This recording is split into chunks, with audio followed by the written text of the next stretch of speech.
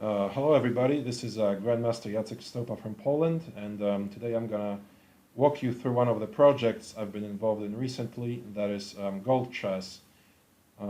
So here's our site, it's www.goldchess.com, and I'll show you how to solve our GoldChess problems pretty much from scratch.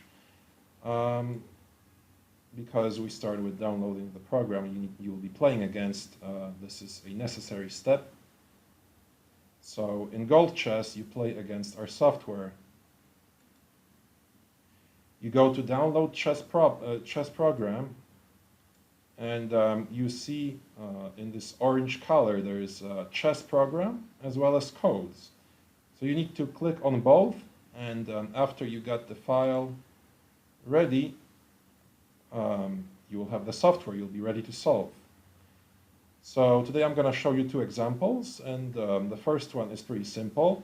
We are presented with a position here on move 25. The instruction says that white should checkmate here on move 29. In GoldChess, we pretty much always accept faster solutions, so there's not always just one solution. In fact, it's happened very many times that our players have found alternative solutions and have been rewarded all the same. I will show you the author's solution here that one of the participants also found. So how do we actually approach these problems? Well, we take a look at this position. We see that even though white is down on exchange here, there's some clear compensation. As you see, this bishop from c3 has a clear shot on the g7 pawn. Black king is probably feeling a little shaky here. There's some heavy pieces. So even an amateur player may get a feeling here. This problem's just about developing some finishing attack here. So what's a good move to start? Well, let's say rook d7 looks pretty logical. We attack the g7 pawn there. Okay, black responds queen a1. King h2. And rook f7, which defends the g7 weakness. Well, let's keep trying. We're on move 26. We got 3 more moves here. So, well, queen d5 looks like a pretty logical move. All right, rook f8. Okay, well, black is actually pretty persistent here. It doesn't seem like I have an easy way to win. Okay, let me just see what he does here. Okay. All right, well, this line seems pretty frustrating. There's no way that black will resign on move 29. So, well, I can do unlimited takebacks. So let me just go all the way back here to where it starts. Okay. Let me try queen d5 instead. Check. All right, king h7. How about rook d7 now? Check. Okay, not much choice here. All right, well, here it looks like we're a little closer. There's the lasting pressure on g7. f5 has been defended. The queen with a check defends the pawn, okay? And black is on time to defend. So what looks like a deadly blow here? How about queen d4?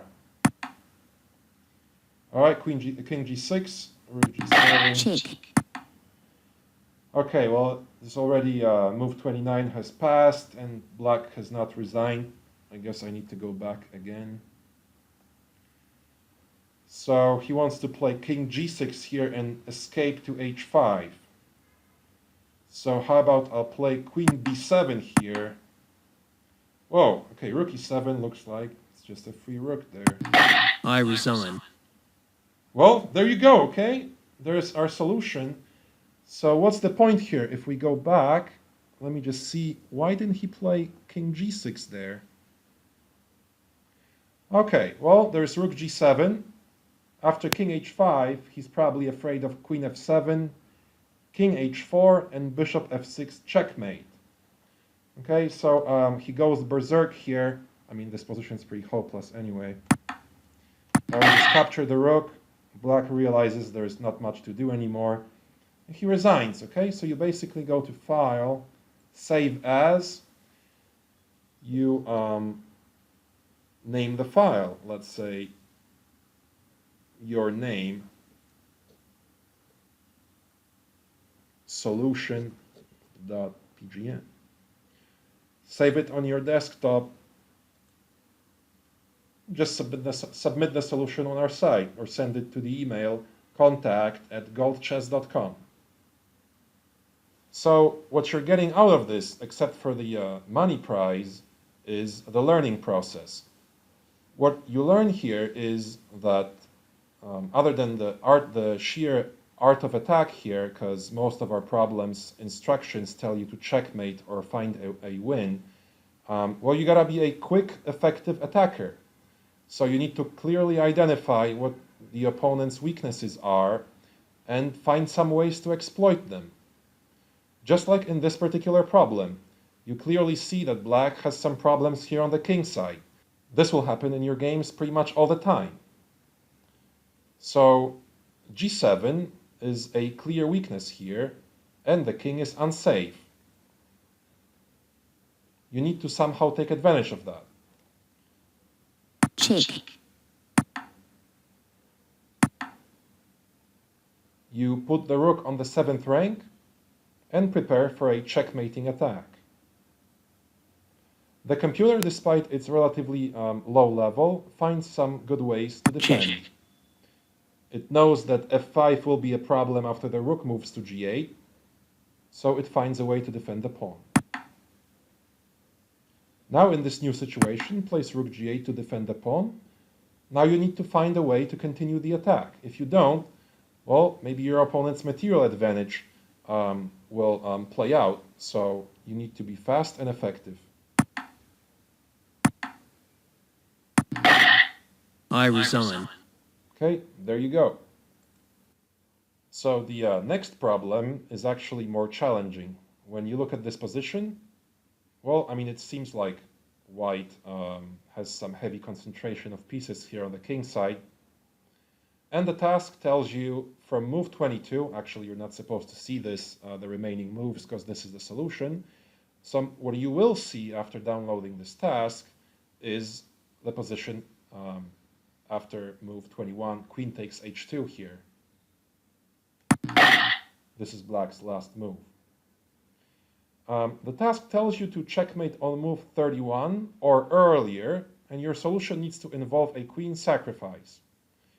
So this extra condition of a queen sacrifice actually makes this problem much more difficult than just a regular problem that tells you to deliver a checkmate on a certain move.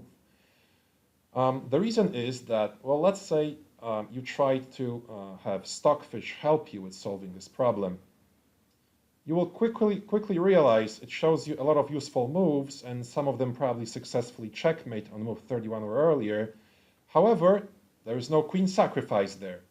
There may be, but to find it, you actually need to go out of your way and mess with Stockfish a little bit, which takes time of its own, which you could instead use just trying your own strength.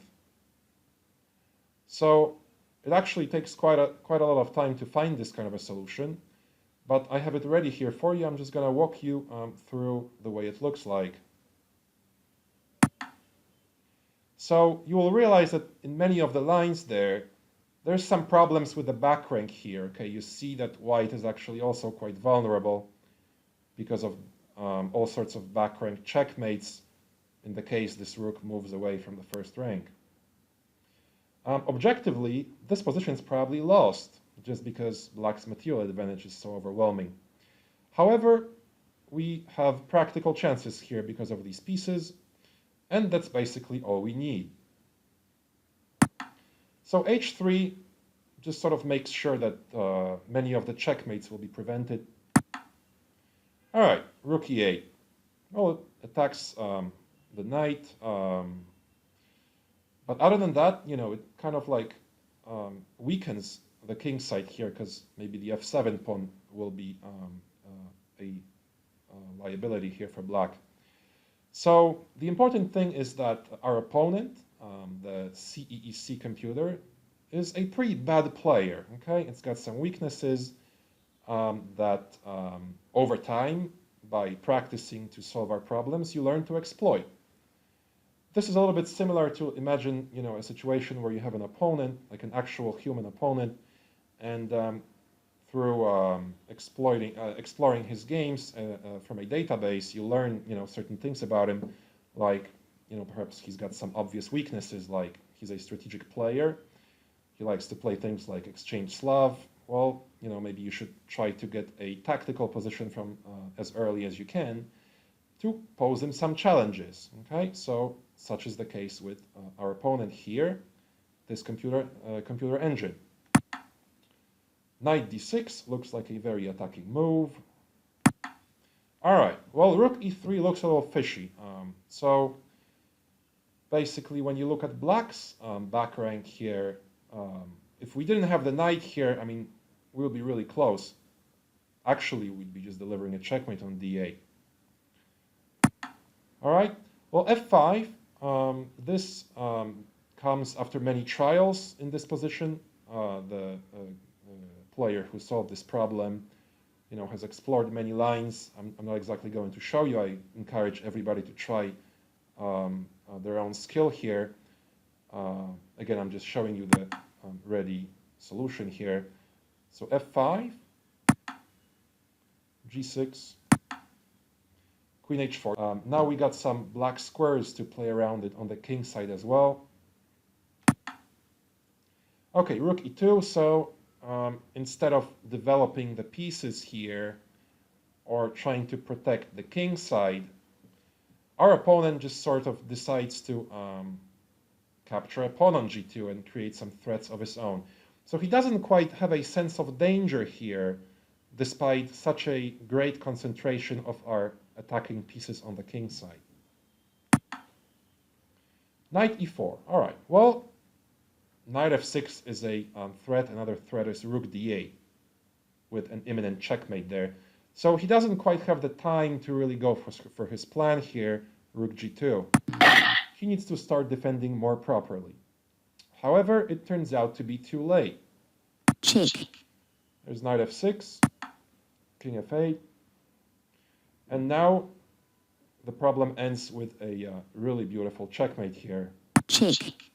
Okay, black doesn't have a choice, king e7. Now a double check on g8.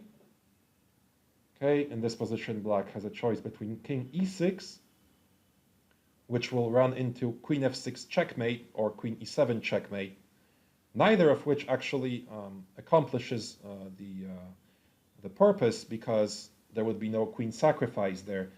However, fortunately for the solver, black plays king e8, which allows the following really nice checkmate. Check. Checkmate. Knight f6 ends the game. Okay, so we take a look at this. There is move 31. We have a queen sacrifice. Everything is correct. So you save the file. You save it as your name, solution.pgn. So again, what do you learn here? You probably wouldn't arrive at the move h3 until you have tried very many things beforehand. Let's say you decide to try the move knight f6. Okay, this looks very logical. Bishop f6. All right, well here, when you take a look at this position, after bishop f6, you're creating an obvious threat of queen g5, okay, with a checkmate in 1. However, our opponent here, despite his pretty low level, finds a defense in this particular case and plays queen c2. Now you will realize that you don't really have time for anything like queen h6. You're getting mated. Okay, the back rank checkmate works against us this time. So after queen c2, you may be tempted to something like f5 in the hope that he will not see queen g5 this time. Okay, well, unfortunately, black correctly plays bishop f5, and now again, check. Yeah, he's pretty well defended here. Okay, well, you're persistent here to try queen g7. There's queen d1 checkmate again. Okay, this clearly doesn't work. So again, you have unlimited takebacks.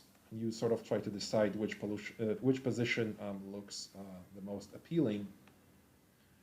Okay, this still is not very good. Okay, do we have an alternative here? Bishop h6 doesn't really do much because g4 is covered. All right, well, I'll just keep going backwards then. Okay, this is our starting position actually. Well, so knight f6 doesn't seem like it's working. Maybe bishop f6 instead. Queen c2. Yes, queen c2 is a pretty annoying move. Okay, I'm just gonna take this. All right, bishop f5.